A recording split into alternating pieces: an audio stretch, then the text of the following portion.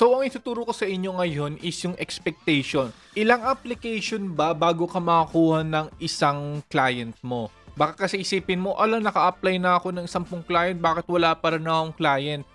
Huwag kayo maging negative.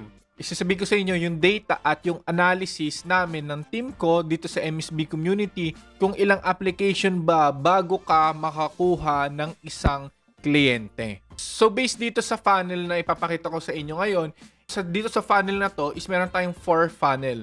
Yung unang funnel is applying clients, second funnel is yung mga nag-email, at yung third funnel is yung mga na-interviewed, at fourth funnel is yung hired na or yung nakuha mo ng client. So sa applying client, so every 150 clients na in-apply ko, 17% ng 150 is yun yung mga nag-email pabalik or yung mga nag-reply, or total of 25 clients out of 150 clients na in-applyan namin. So there's 25 na nag-reply. So sa 25 na nag-reply is 30% is yung mga dumiretso sa interview or dun sa may hiring process na.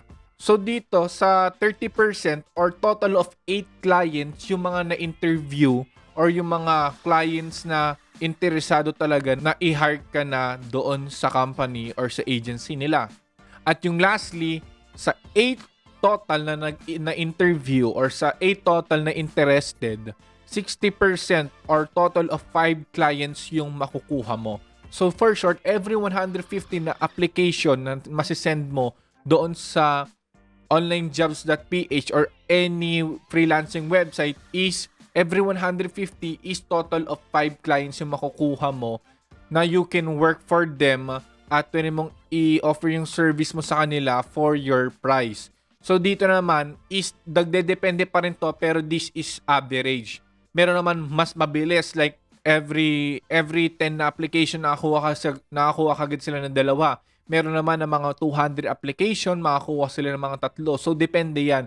Pero ito yung average na data na nakuha namin. So ito yung expectation nyo talaga. Every 150, there's 5. Nagdedepende to sa portfolio mo, sa skills mo, sa sample works mo, at marami pang iba.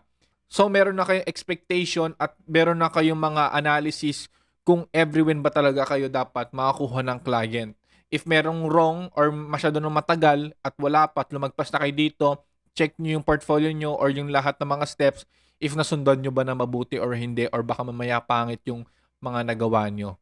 Ito na yung ating data or analysis. So sana hindi na kayo maging negative kapag nag-apply kayo ng 2, wala nag-reply. Dahil normal lang yun.